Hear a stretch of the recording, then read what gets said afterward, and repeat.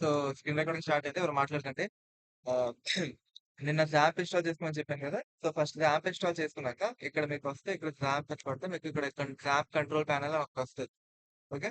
జాప్ control panel open చేస్తే మీకు ఇలాంటి ఇంటర్‌ఫేస్ ఒకటొస్తది. ఓకే. ఈ ఇంటర్‌ఫేస్ చక్కగా పెట్టుకొని. సో, ఇంటర్‌ఫేస్‌లోకొచ్చాక ప్రస్తుతానికి 2 స్టాప్స్‌లో ఉన్నాయి గదా! 2 స్టాప్ చేసేస్తాం. ఇలా ఉంటదనమాట స్టార్టింగ్. సో, స్టాటస్ స్టాప్‌లో ఉంటాయి. ఫస్ట్ అపాచీని స్టార్ట్ చేస్తాం. యెల్లో అయ్యి గ్రీన్ అయ్యే వరకు ఆగండి. గ్రీన్ అయ్యాక ఈ సర్కిల్ తిరుగుతుందా ఇక్కడ? అది తిరిగే వరకు ఆగాక అప్పుడు మైఎస్‌క్యూఎల్ స్టార్ట్ చేయండి. ఇప్పుడు అపాచీ మైఎస్‌క్యూఎల్ ఎలా అంటే అపాచీ అనేది మన సర్వర్ అన్నమాట. ఎస్‌క్యూఎల్ అనేది మన డేటాబేస్. ఆ రెండిటిని మేము కనెక్ట్ చేసి వర్క్ చేస్తాం. సో, ప్రస్తుతానికి మీరు రాసే ప్రతి కోడ్ ఈ రెండిటిని లింక్ అయి ఉంటాయి కాబట్టి ముందు 2 స్టార్ట్ చేసుకుంటాయి. ఇక్కడ మైఎస్‌క్యూఎల్‌లో అడ్మిన్ అని కనిపిస్తుందా? ఈ అడ్మిన్ మీద క్లిక్ చేస్తే మీకు పీఎచ్‌పీ మై అడ్మిన్ అనే ఒక పేజ్ ఓపెన్ అవుతుంది.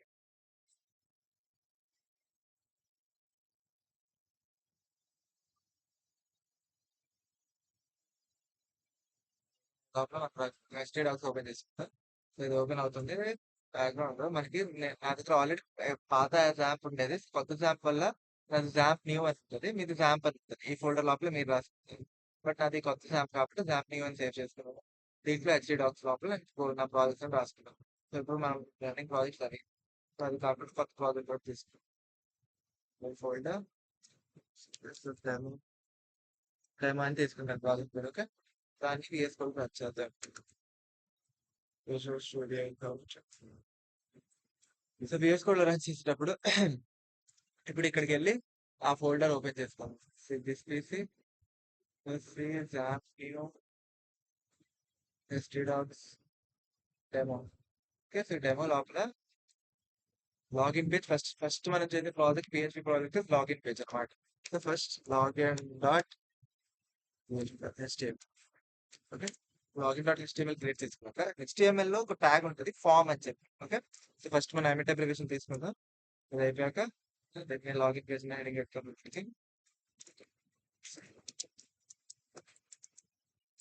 లాగిన్ పేజ్ అని పెట్టాం. ఇప్పుడు మనం వాడే ట్యాగ్ పేరేంటి form. Form. Okay.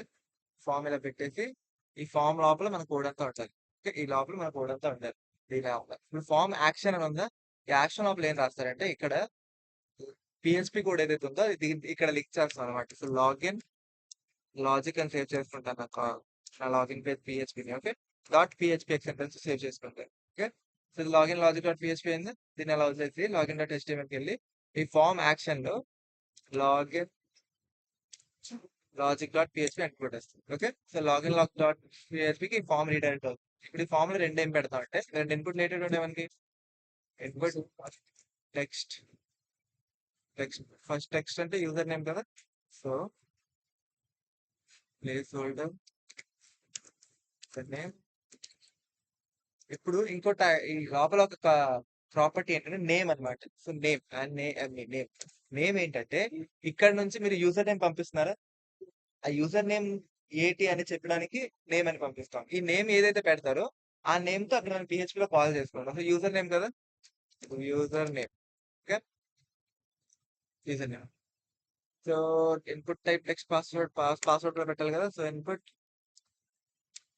Type password place holder password కదా ఎంటర్ యువర్ పాస్వర్డ్ కదా.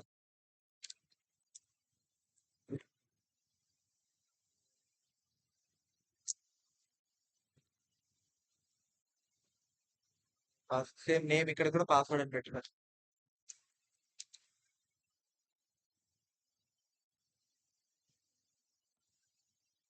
Okay. So, user name password ఈ రెండు బాగా గుర్తుంచుకోండి. ఈ స్పెల్లింగ్స్ అనేవి మీకు చాలా డిపెండ్ అయి ఉంటాయి అనమాట. ఇక్కడ స్పెల్లింగ్స్ ఆ స్పెల్లింగ్స్ మీరు ఎక్కడైనా తప్పు కొట్టేసారు అనుకోండి. ఇప్పుడు ఇక్కడ నుంచి మీరు యూజర్ నేమ్ అని పంపిస్తున్నారు. అక్కడ క్యాపిటల్ యూజర్ నేమ్ అని కొట్టేసారు అనుకోండి. అది తీసుకోదు. Because they are case sensitive అనమాట. సో, ఇక్కడ ఎలాగైతే మీరు నేమ్ పెడతారో ఎగ్జాక్ట్ నేమ్ అక్కడ కూడా పెట్టాలి. సో, రెండు లింక్ అయి ఉంటాయి అనమాట. ఇప్పుడు ఈ యాక్షన్ తర్వాత ఇక్కడ మనకి 2 మెథడ్స్ ఉంటాయి. నేను చెప్పాను కదా గెట్ పోస్ట్ 2 మెథడ్స్ ఉంటాయి. గెట్ పోస్ట్ ఆ 2 మెథడ్స్ తీసుకోవచ్చు. గెట్ మెథడ్ ఏం చేస్తుందంటే యూఆర్ఎల్ తీసుకుంటుంది డేటాని. మేము పంపించే డేటాని ఈ యూఆర్ఎల్ ఉంటది పైన. ఆ యూఆర్ఎల్ లో తీసుకుంటుంది. పోస్ట్ మెథడ్ ఏం చేస్తుంది కన్సోల్ లో తీసుకుంటుంది. సో, ప్రస్తుతానికి గెట్ మెథడ్ ఇస్ బెటర్ అన్నమాట. సో, ఇక్కడ method get. Okay. Method get అని పెట్టి ఆల్ క్యాప్స్ పెట్టండి. పెట్టకపోయినా పర్లేదు బట్ పెట్టడం మంచిది. సో, మెథడ్ గెట్ అన్నమాట. ఇప్పుడు దీనికి ఒక సబ్మిట్ బటన్ పెడతాం. బటన్ ప్లాట్ఫామ్ లో ఉందా బటన్ సబ్.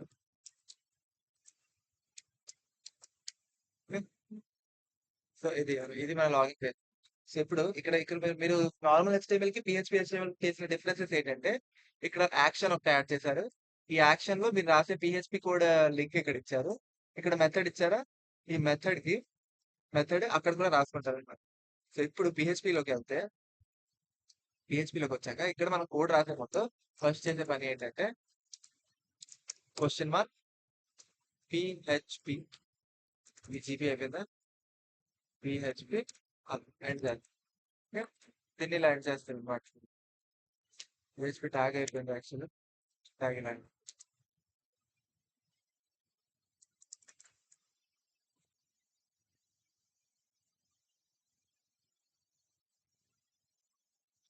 సరే PHP రాసే ముందు మనకి డేటాబేస్ ఉంటుంటారు. లైక్ లాగిన్ ఇప్పుడు యూజర్ నేమ్ పాస్వర్డ్ ఎలా టెస్ట్ చేస్తాం అంటే నార్మల్ గా ప్రతి ఏదైనా లాగిన్ అయినప్పుడు మీరు ఏం చేసిన ఫస్ట్ సైన్ అప్ అవుతాం కదా.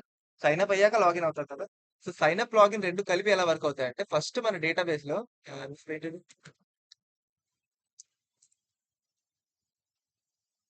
వెయిట్ లో చెప్తాను.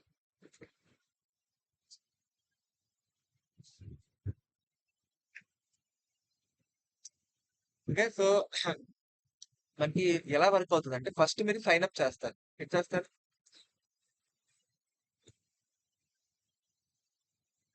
ఫస్ట్ ఫస్ట్ సైన్ అప్ చేస్తారు. ఈ సైన్ అప్ లో ఏదైతే చేస్తారో మీరు చాలా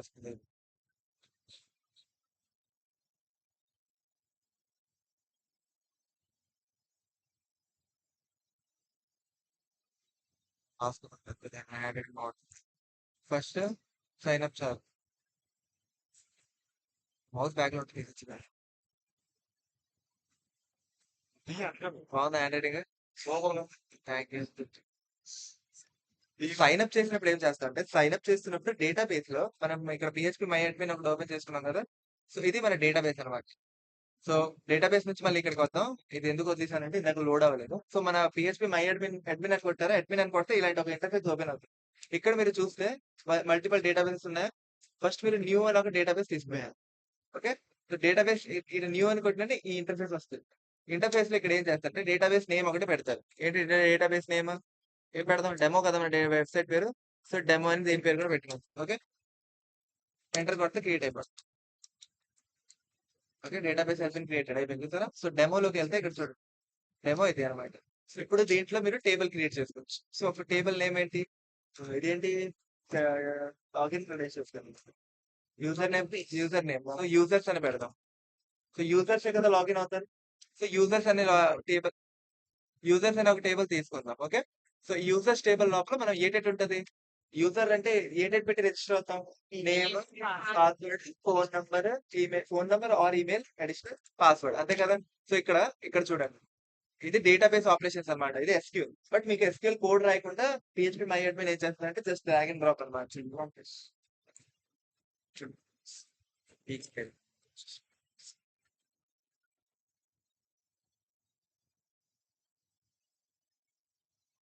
ఓకే సో ఇక్కడ చూస్తే మీకు ఇలాంటి ఒక ఇంటర్ఫేస్ వస్తుంది. టేబుల్ అని కొట్టేసాక సో ఫస్ట్ మీకు ఉండేది ప్రతి ఏ టేబుల్ అయినా అది యూజర్ నేమ్ అవ్వనివ్వండి, ఏదైనా ప్రోడక్ట్ టేబుల్ అవ్వనివ్వండి, డేటాబేస్ లో ఎలాంటి టేబుల్ తీసుకున్నా ఫస్ట్ దానికి ఒక UID ఉంటుంది.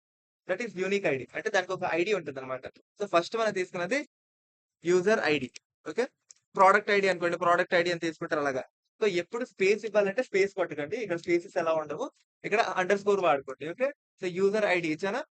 ఓకే సో యూజర్ ఐడి తర్వాత ఇక్కడ చెప్పాను మనం ఇంట్ వేర్ క్యార్ టెక్స్ట్ అవన్నీ ఉంటాయి. సో యూజర్ ఐడి ఇప్పుడు ఇంట్లో ఉంటుంది బికాస్ దట్ ఈస్ నంబర్ అనమాట. తర్వాత లెంత్ వాల్యూ 20 ఇచ్చేద్దాం. లెంత్ వాల్యూ అంటే మీరు 20 అంటే 1 to 20 అనుకోకండి. 20 అంటే 1 తర్వాత 20 సున్నాల వరకు అక్కడ వరకు వెళ్తుంది అనమాట యూనిక్ ఐడి. సో డిఫాల్ట్ నన్ను ఉంటుంది. డిఫాల్ట్ ఓన్లీ దీనికే నన్ను ఉంటుంది. ఓకే ఎందుకంటే ఇక్కడ AI అని ఒకటి కనిపిస్తుందా? AI అంటే ఆర్టిఫిషియల్ ఇంటెలిజెన్స్ కాదు. AI అంటే ఆటో ఇంక్రిమెంట్. ఓకే సో మీరు ఒక తర్వాత ఒకటి ప్రోడక్ట్ యాడ్ చేసుకుంటూ వెళ్తారు కదా. సో ప్రోడక్ట్ యాడ్ చేసుకుంటూ వెళ్తున్నప్పుడు ఆటోమేటిక్ 1 నుంచి 2, 2 నుంచి 3, 3 నుంచి 4 వచ్చేస్తుంది అనమాట. So auto increment user ID ఒకదానికి ఆన్ చేసుకుంటారు. ఓకే సో యూజర్ ఐడి ఇంట్ length value 20 auto increment on పెట్టుకున్నాం. దీన్ని నన్ పెట్టాం. ఇక్కడ నుంచి మిగతా అన్నిటికీ ఇక్కడ నన్ కాకుండా నల్ ఉంటుంది.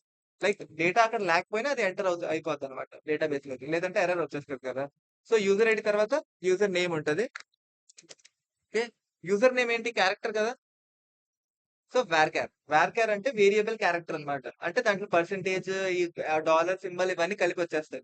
ఈజ్ ఈక్వల్స్ టు స్పేసెస్ అవన్నీ కలిపి వార్‌చార్ అవుతుంది. సో యూజర్ నేమ్ వార్‌చార్ సేమ్ దీన్ని నల్‌ని నల్ చేసేస్తారు. లెంత్ వాల్యూ ఒక 255, 500 అలా ఇచ్చుకోండి. చెప్పలేం యూజర్ నేమ్ ఎంత ఉందో 500 ఇచ్చేద్దాం. సేమ్ తర్వాత password okay. Password.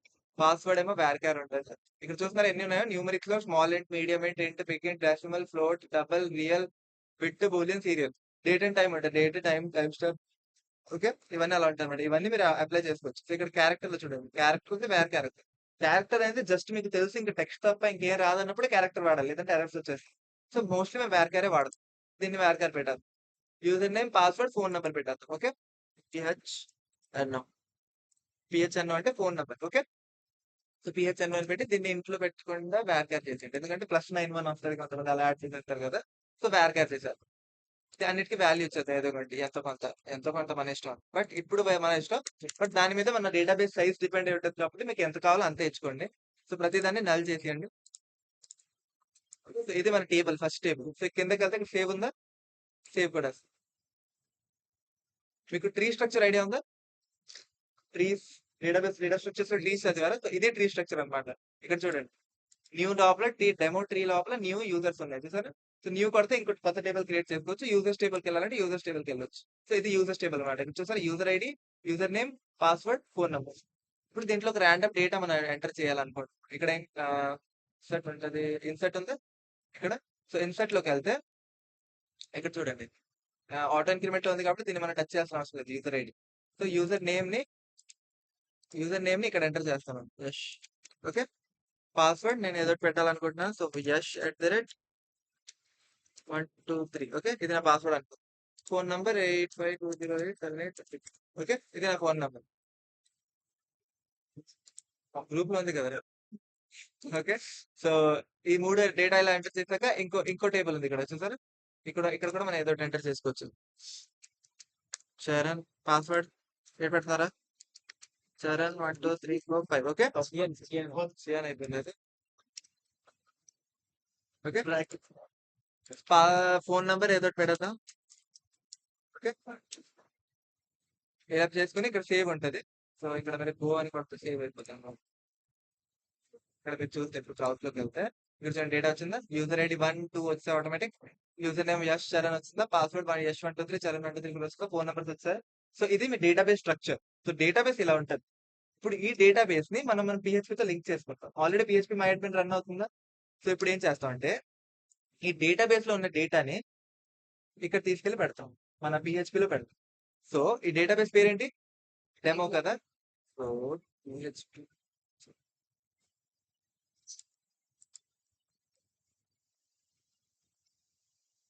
So problem ఏంటంటే చాట్‌జీపీటీ వాడి నేను సింటాక్స్ మర్చిపోయాను. పీహెచ్‌పీ సింటాక్స్ నాకు గుర్తులేదు. So we have to search for syntax. పెట్టావా మేడం? పెట్టారా? సో లోపల చెయ్. పీహెచ్‌పీ ఇంక్లూడ్ సో అదే మర్చిపోయాను. తెలుసు. సో ఇది మీరు డేటాబేస్ ఇలా క్రియేట్ చేసుకున్నాక ఫస్ట్ మీ పీహెచ్‌పీ లైన్‌లో పీహెచ్‌పీ కూడా ఎక్కడ రాసాం? ఇక్కడ కదా! Login PHP. సో ఇక్కడ first first line of code is bracket question mark PHP అంతే. అలా స్టార్ట్ చేస్తారు. ఈ మధ్యలో కోడ్ అంతా రాసుకొని క్వెషన్ మార్క్ దీంతో ఎండ్ చేస్తారు. ఓకే. సో ఇది స్టార్టింగ్, ఇది ఎండింగ్. దీని లోపల మీ కోడ్ అంతా ఉంటది. సో ఫస్ట్ లైన్ ఏంటంటే మీ పీహెచ్‌పీని మీ డేటాబేస్‌తో కనెక్ట్ చేయాలి కదా! సో ఫస్ట్ వేరియబుల్ తీసుకుంటారు $connection. $Connection okay. $Connection is equals to అని చెప్పి అలా ఆగండి. ఇప్పుడేంటంటే ఈ $కనెక్షన్ లోపల ఫస్ట్ కీవర్డ్ ఉంటది. పీహెచ్‌పీలో రాసే మీరు ఫస్ట్ కీవర్డ్ ఏంటంటే MySQLi ఓకే. _కనెక్ట్ అయిపోయినా చూపి.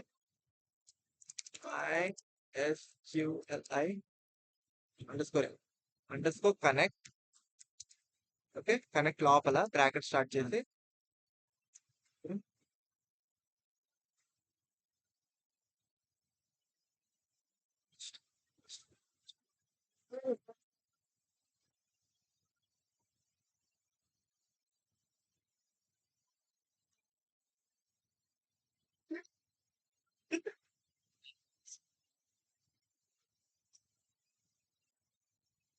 లక్ష్మి అస్మిత కాదండి.